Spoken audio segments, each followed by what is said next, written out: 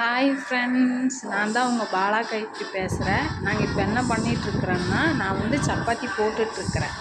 அஜய் வந்து சப்பாத்தி தேய்ச்சிட்ருக்குறான். வாங்க பார்ப்போம்.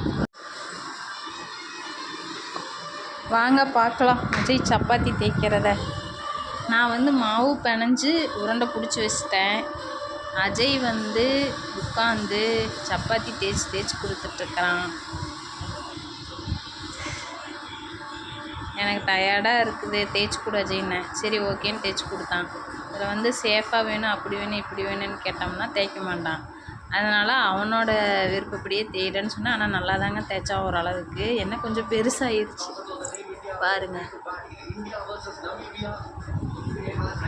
அவங்க அப்பா வந்துட்டு முட்டை குருமா வேணும்னு கேட்டார். சரி ஓகே, முட்டை குருமா மசாலா இல்லை, அதனால் சரி போய் வாங்கிட்டு வாங்கன்னு சொன்னேன். சரி ஓகேன்னு போயிருக்கிறாருங்க. இங்கே இருங்க.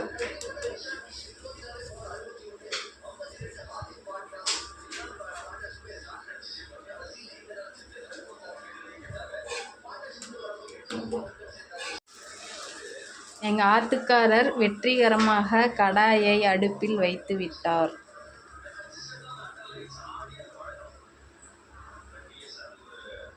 அப்புறம்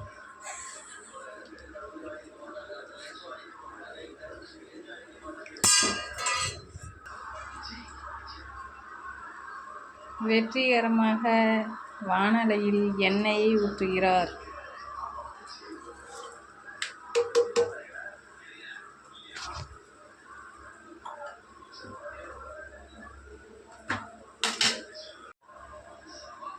அடுத்து என்னங்க,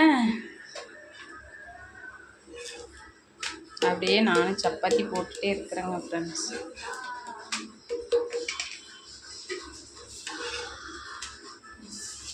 வந்து கடுகு போட்டார்.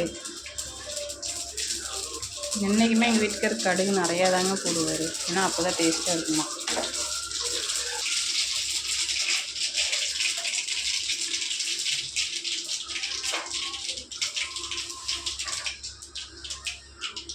அடுத்து கருவேப்பிலை.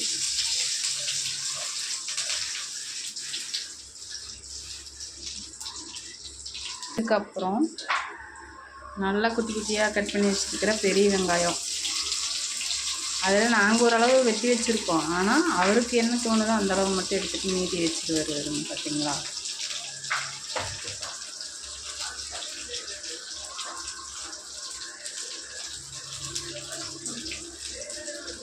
நான் வேறு சப்பாத்தி போட்டுட்டே அவரையும் பார்க்கணுங்க.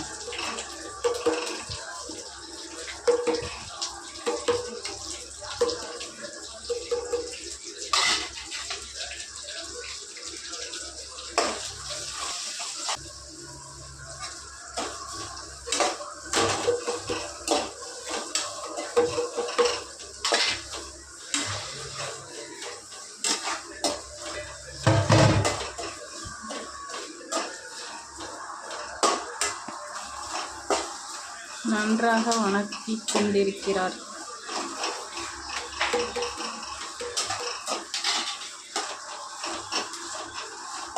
அவருக்கு ரைட் ஹேண்டை விட லெஃப்ட் ஹேண்டு தானே வரும். அதனால் லெஃப்டில் எப்படி வேலை செய்கிறாருன்னு பாருங்க.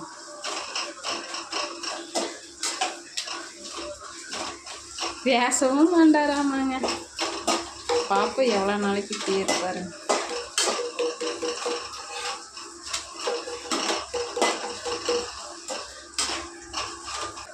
நல்லா வணங்கணும்.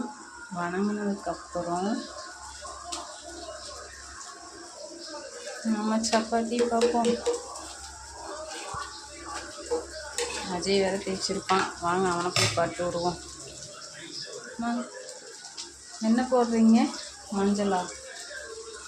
மஞ்சள் தூள் போடுறாருங்க. மஞ்சள் தூள் போட்டால் தான் பச்சை வாசனை போகுமா.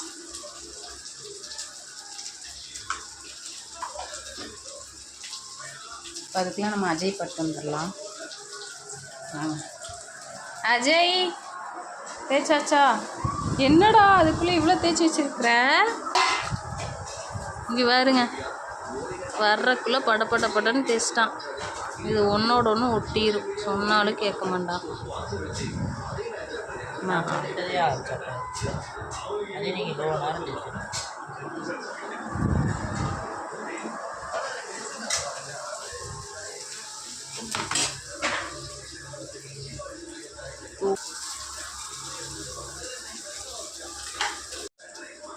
நல்லா வணங்கிருச்சுங்க பாருங்க. ஆனால் இதே மாதிரி தான் நான் செய்வேன், எனக்கு இந்த டேஸ்ட் வராது. இதில் ஒரு பாயிண்ட் அவர் சொன்னார் என்னென்னா, பச்சை மிளகா சேராதவங்க வரமிளகா சேர்த்திக்கலாம் அப்படின்னு சொன்னார். பார்த்தீங்கன்னா கல்லுப்பு சேர்க்குறாரு. ஏன்னா கல்லுப்பு தான் டேஸ்ட்டாக இருக்கணும் சால்ட்டை விட.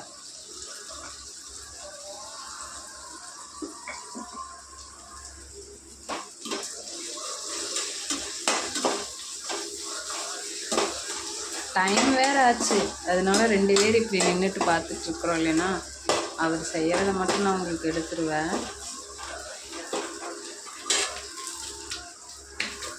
என்ன வேணும்? கறி மசாலாங்க. ஸ்பூன் கணக்கு சொன்னால் தானே உங்களுக்கு தெரியும். 2 ஸ்பூனா? 1 ஸ்பூன். 1 ஸ்பூனுங்க.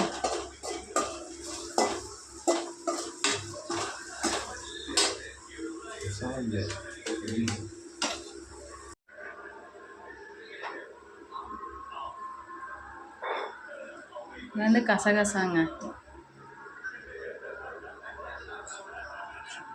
கொஞ்சமாக லைட்டாக போட்டால் போதும்.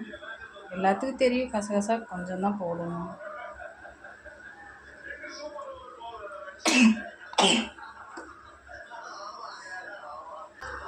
குழம்பு வந்து கொஞ்சம் கெட்டியாக வர்றதுக்கு வேண்டி மல்லித்தூள் கொஞ்சமாக போடுறாரு. அதுக்காக தான் மல்லித்தூள்.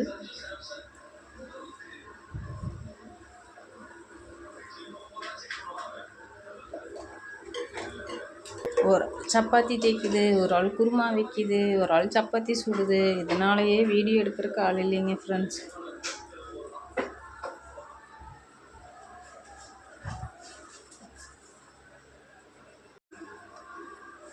சோம்பு வந்து இப்போ போடுறாரு.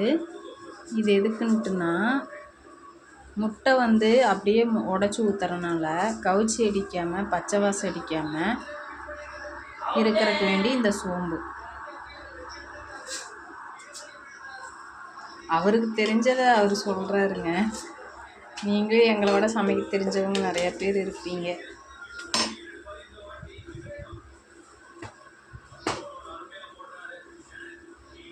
உண்மையாக இல்லையாங்கிறத சொல்லுங்கள் ஃப்ரெண்ட்ஸ். பாருங்கள் ஃப்ரெண்ட்ஸ், நல்லா கொதிச்சிருச்சு. இப்போ வந்துட்டு உப்பும் காரமும் சரியாக இருக்கான்னு டேஸ்ட் பார்த்துக்கணும். காரம் பத்தலைங்க டேஸ்ட் பார்த்ததில், அதனால் கொஞ்சம் வரமிளகாத்தூள் சேர்த்திக்கிறாரு. ஏன்னா என்றைக்குமே முட்டை குருமா மசாலா, கறி மசாலா, சிக்கன் மசாலாலையில் காரம் கம்மியாக தான் இருக்கும். கொஞ்சம் லைட்டாக வரமிளகாத்தூள் சேர்த்திட்டோம்னா நல்லா சுருக்குன்னு இருக்கும் அப்படின்னு எங்கள் வீட்டுக்கார் சொன்னாருங்க. உப்பு வந்து ஜாஸ்தியாக தான் இருக்குது. ஏன்னா பச்சை முட்டையை உடச்சி உள்ளே ஊற்றுறனால அந்த உப்புக்கும் அந்த முட்டைக்கு ஈவனாயிரும் அப்படின்னு சொன்னார்.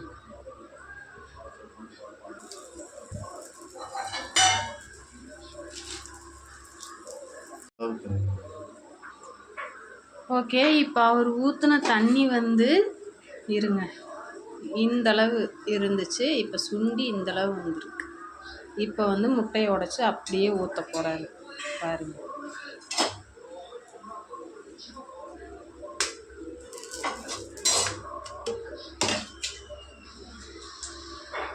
ஊற்றிட்டாரா?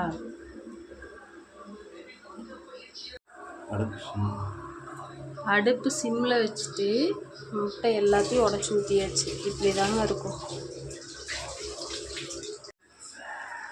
பாருங்கள் ஃப்ரெண்ட்ஸ், முட்டை வந்தது இப்படி கெட்டி ஆயிடுச்சு. அப்படியே தண்ணி மாதிரி தானே வச்சுருந்தாரு.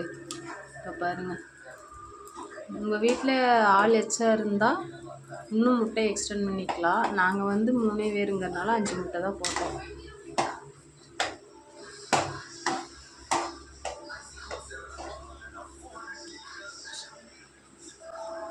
அப்படியே வேக வேக புசு புசுன்னு வந்துடும் முட்டை. அப்படி வரும்போது அந்த தண்ணி வந்து அப்படியே கெட்டியாயிரும். அப்போது நல்லா கிரேவி பதத்துக்கு வந்துடுங்க. தேவைப்படுறவங்க மல்லித்தழை தூவிக்கலாம். ஆனால் இவங்க 2 பேத்துக்கு மல்லித்தழை செட் ஆகாது. அதனால் மல்லித்தழை நாங்கள் போட மாட்டோம்.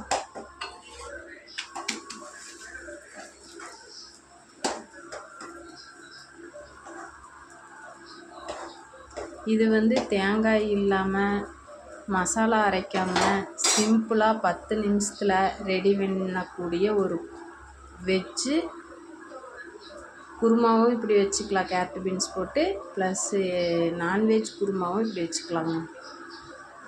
அவசர குருமாங்க இது. ஓகே ஃப்ரெண்ட்ஸ், ஒரு வழியாக வெற்றிகரமாக சப்பாத்தி சுட்டு குருமா ரெடி ஆயிடுச்சு. இங்கே பாருங்கள், ஒரு ஆள் கீழே உட்காந்துருக்குறாரு, ஒரு ஆள் மேலே உட்காந்துருக்குறாரு. நான் இப்போ தாங்க கீழே உட்காந்து சாப்பிட போகிறேன்.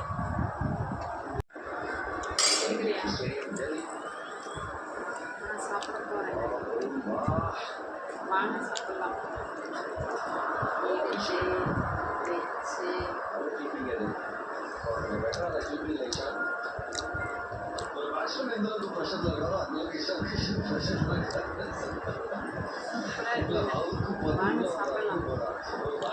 சாப்பிடலாம்.